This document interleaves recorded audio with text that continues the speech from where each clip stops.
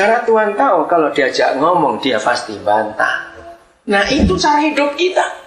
Apa prioritas kita? Kita harus tahu apa prioritas Bapa kita untuk hidup itu.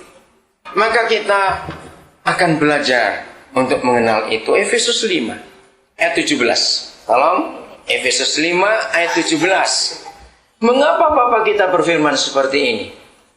Jangan jadi bodoh. Don't be foolish.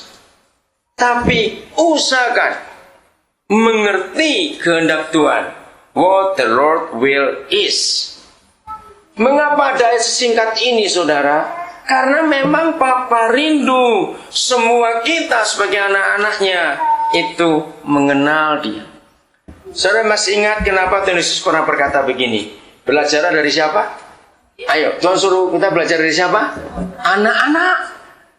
Betul? Belajar dari anak-anak. Maka itu kalau saya kemana aja dan lihat anak, saya akan lihat. Maka itu saya lihat Paul dari tadi, wah luar biasa. Belajar dari anak. Itu firman yang luar biasa.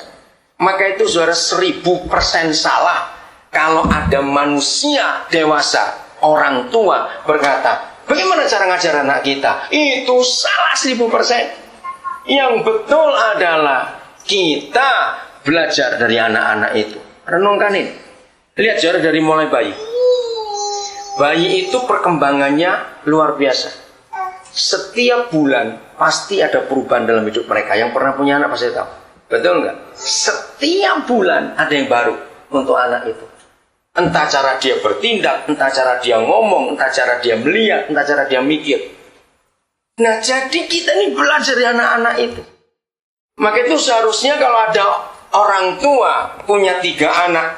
Anak pertama umur 12 tahun. Anak kedua umur 10 tahun. Ya, jadi sudah 20. Anak ketiga umur 8 tahun. Berarti 2 orang itu sudah kuliah 12 tambah 10, 22, 30 semester. 60 semester kuliah. Kok nggak ada yang ngamen? Nah, kalau kuliah sudah 60 semester masih goblok, itu yang salah siapa? Ngerti nggak kalimat ini? Jadi kita belajar dari anak.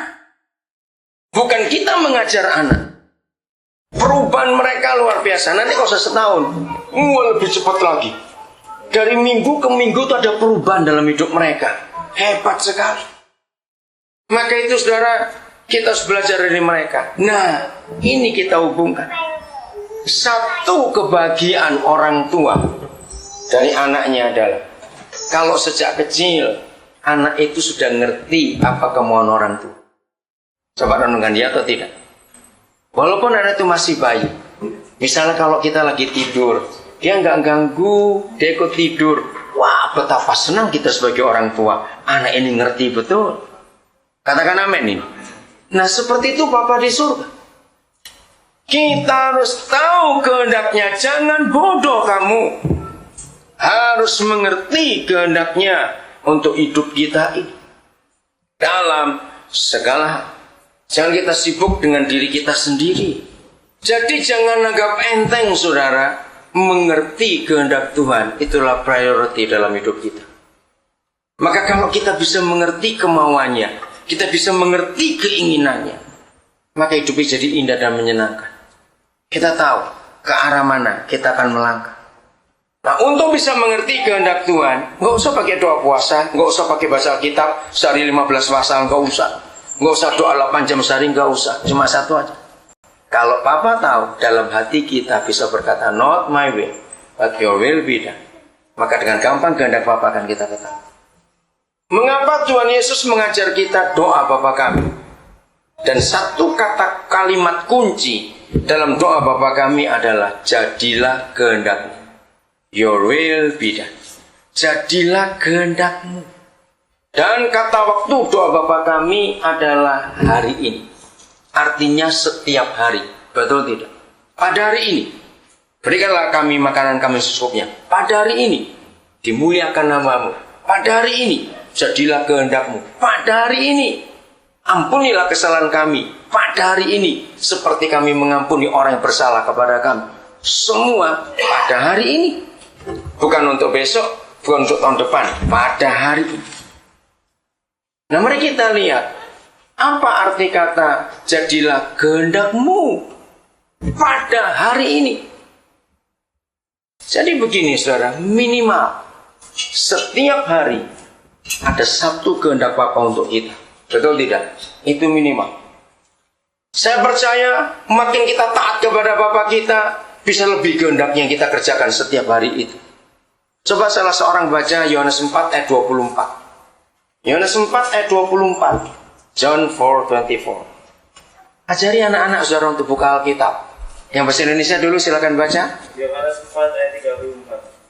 Kata Yesus kepada mereka, makananku ialah melakukan kehendak Dia yang mengutus aku dan menyelesaikan pekerjaannya. Ya, terima kasih. Makananku, my food.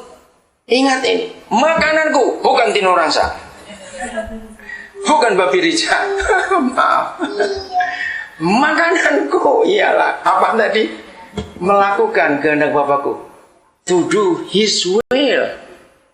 Itu makanan kita. Saudara, kenapa kita harus makan? Ya supaya kita punya energi. Sama. Energi kekristenan kita itu bukan doa. Energi kekristenan kita adalah melakukan kehendaknya. Karena itu makanan. Amin kan ini? Jadi kalau setiap hari kita tidak bisa tahu apa kehendak Bapa untuk kita. Saya balik lagi. Mengapa kita tidak bisa tahu apa kehendaknya untuk kita? Jawabannya cuma satu. Karena kita sibuk ngurus kehendak kita sendiri. Siapa yang begini hidupnya? Jangan tersinggung ya, cuma ngomong apa adanya. Begitu melek mata sudah mikir, jerawatku tinggal satu, kapan hilangnya?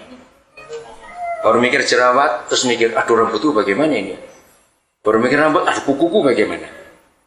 Jadi sehari itu nggak sempat mikir yang lain. Mikiri diri dari kepala sampai kuku kaki diurus semuanya. Maaf jangan tersinggung, saya ngomong cuma memberi contoh ekstrim saja. Nah orang yang sibuk hanya dengan dirinya sendiri, maka dia nggak akan pernah tahu kehendak Papanya hari itu untuk kita. Betul? Ngurus rumah bagus supaya kelihatan rapi. Mandi juga bagus, apalagi summer begini nggak mandi jangan sampai. Tapi kalau kelebihan sampai nggak ada waktu yang lain, wah rumahnya harus dirapikan terus. Saudara pernah lihat orang nggak tangannya nggak bisa diam, jalan saya ngelamin sana saya ngelamin. Pernah nggak ada orang seperti itu? Wah jangan tinggal di rumah orang itu, pasti dimarahi. Lebih baik kita tidur berdiri jangan duduk di rumah orang itu, karena kotor semua. Ada orang seperti itu. Kerjanya keliling rumah, sandal diperiksa terus itu. Saya pernah ketemu orang seperti itu. Saya nggak betah dengan orang kayak begitu. Nah, jangan kita berlebihan. Kita harus tahu apa kehendak Bapa kita hari ini buat kita. Coba renungkan ini. Kalau kita percaya bahwa minimal ada satu kehendak Bapa untuk kita setiap hari. Pertanyaan saya begini. Percaya nggak? Kehendak Papa hari demi hari itu pasti meningkat, increase, nggak mungkin decrease, betul tidak? Bahkan percaya nggak kehendak Papa itu nggak akan sama tiap hari? Jawab ya atau tidak? Oke, dengarkan. Kalau kita bisa tahu minimal satu kehendak Papa setiap hari, saudara, maka dalam 30 hari 1 bulan, sebetulnya hidup kekristenan kita itu meningkat 30 tingkat. Coba renungkan ya atau tidak? Lu ya atau tidak cepat jawab ini. Betul? Harusnya begitu. Setahun, wah 365 tingkat. Tapi mengapa banyak orang Kristen ketemu tahun 2001, oh begitu, 2002 sama, 2006 sama, 2008 sama. Stuck. Saudara bisa bayangkan kita jalan di freeway, kita sudah gasnya itu sampai 65 mile, tapi mobil nggak jalan. Bisa bayangkan, itulah kebanyakan kekristenan kita. Karena kita tidak tahu priority yang Tuhan buat untuk kita. Prioritasnya adalah mengetahui kehendaknya. Karena itu makanan kita. Berarti begitu banyak orang Kristen nggak makan, walaupun rajin ke gereja, walaupun aktif pelayanan. Oh, kalau pelayanan betul-betul omnipresent. Di situ ada. Wih, ketemu terus kamu ini, hebat sekali kamu. Karena maha hadir. Kata-kata Jurian. Tapi kalau tidak ada